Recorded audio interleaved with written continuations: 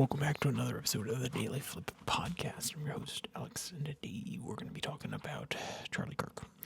And not just about his horrific death, but the movement that he created and the effect that he had on politics and why he is so important. Of course, prayers go out to his family, his wife, his children, and everybody who knew him. I know people who knew him. I never interact with him myself, but point being, it's shocking that we have to say goodbye to a man who was so young and had so much potential. So, with that said, we're not going to do a daily debate today. We're going to jump straight into the article. So this one comes from ABC News. Headline reads, How Charlie Kirk's Influence with Young Voters Helped Donald Trump. Analysis.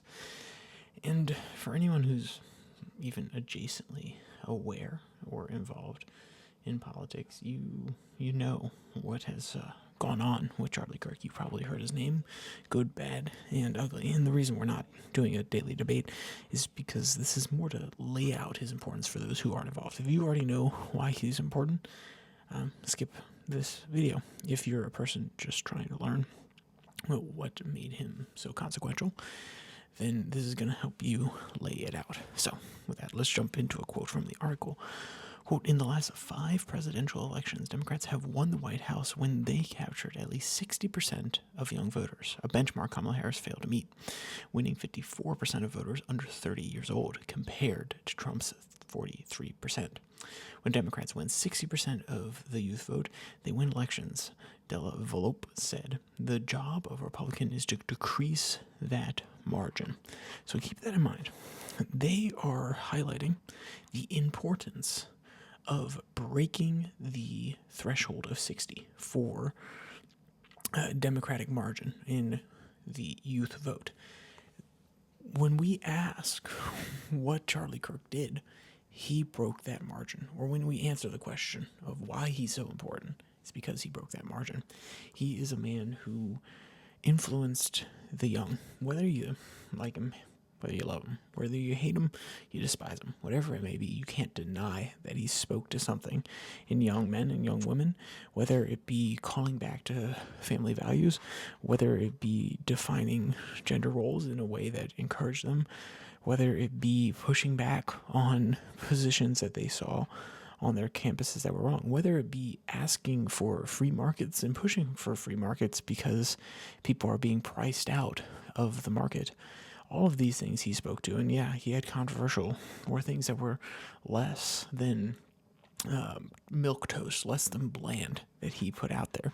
And you can go find all those clips that you don't like and watch them over and over again. But beyond your own ego, and I'm not trying to be mean here, but it's true, beyond what you already think of him, it's impossible to deny that he spoke to people. And maybe he spoke to people, and this is an opinion, maybe he spoke to people because he was speaking truth. Maybe he spoke to people because it was refreshing. Maybe he spoke to people because it was different. And maybe it's because it's exactly what they need to hear.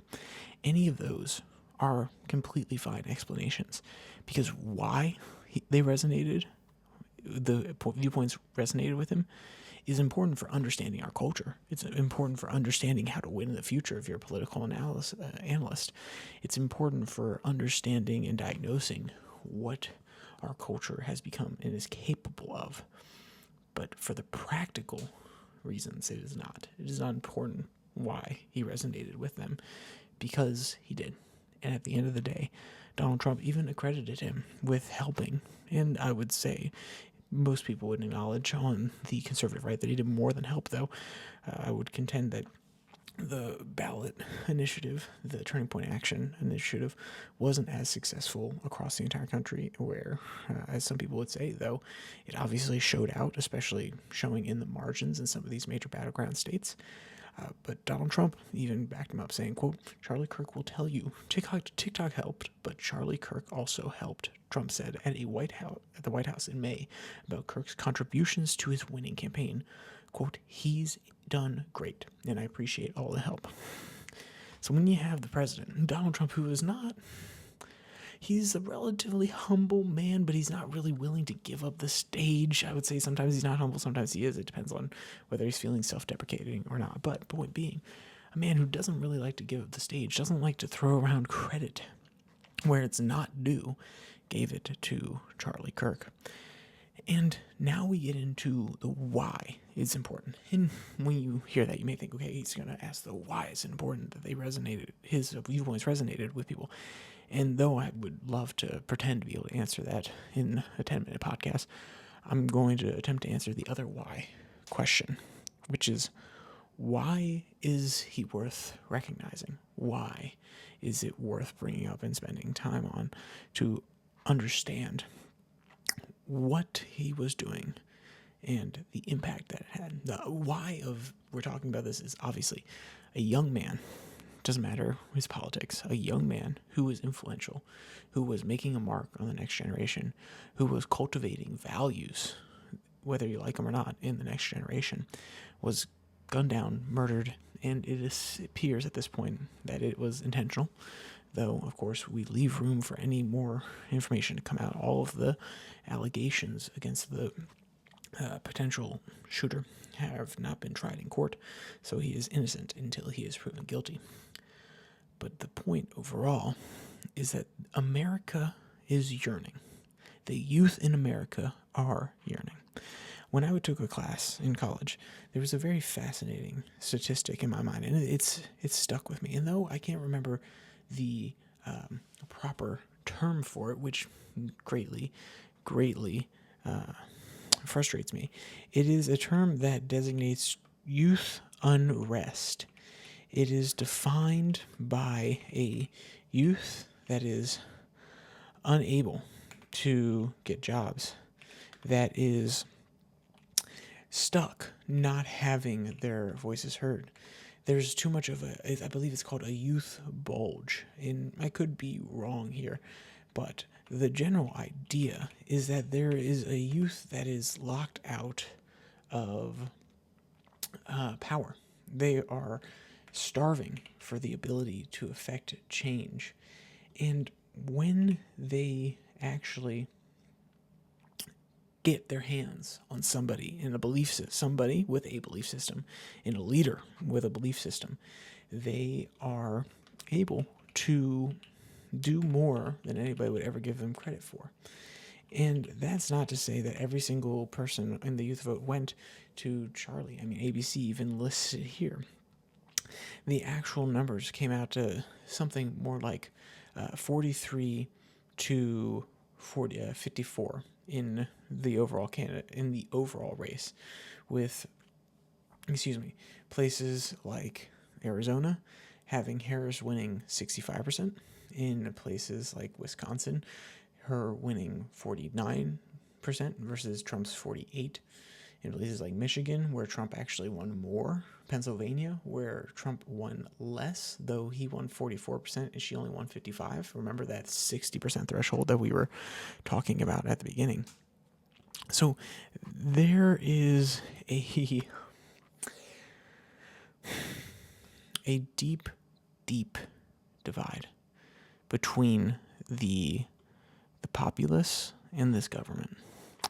And that's not to say, and I repeat, that's not to say that the people can't actually get their voices heard. It's to say that the youth they're not feeling empowered. They look at, and this is my opinion, so mind you, take it with a grain of salt. It could be part of a confluence of factors.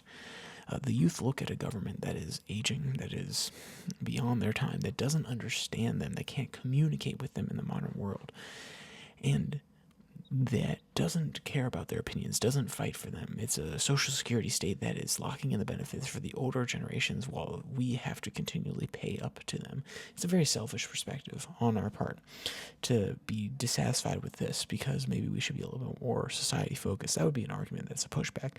And that's not necessarily unfair, but the proposition has to work for us too. If you're asking us to buy into the society, then we have to see the benefits not only now, because of course they do. Even if they don't acknowledge it, people of a young age understand the benefits of the society, living in a relatively crime-free nation, living in one with rule of law, one where you can invest in your future and find stability on the other end. But the promise of all these different benefits have to be around for us. And in a cynical world, in a world where it feels as though that's less possible, one where you grow up with a financial crisis like 2008 and it could cause discontent, I can see how a man like Charlie Kirk can rise. I can see how people's discontent can be channeled, and I can see how a person who communicates like him and brings forward values that have not necessarily been as present, that have been in contrast and have fallen in parallel with the fall of the American nation overall, but the seeming strength of our society during that time, I can see why they find him compelling.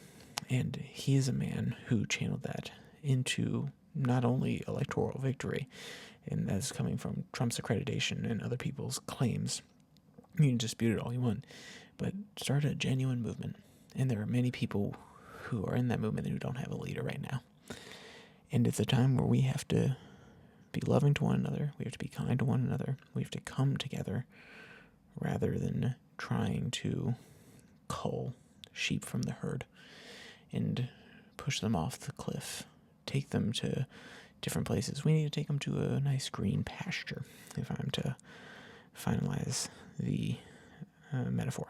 So, with all that said, there's only one more thing to say. Stay safe. Don't die. Thank you for joining me on this episode. That's not how I normally end it. You know what? We'll just retry it.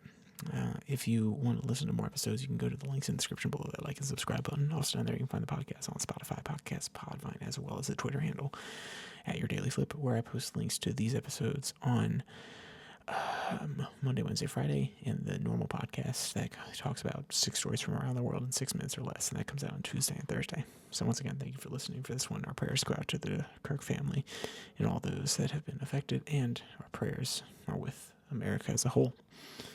All right, let's try it again. Stay safe. Don't die.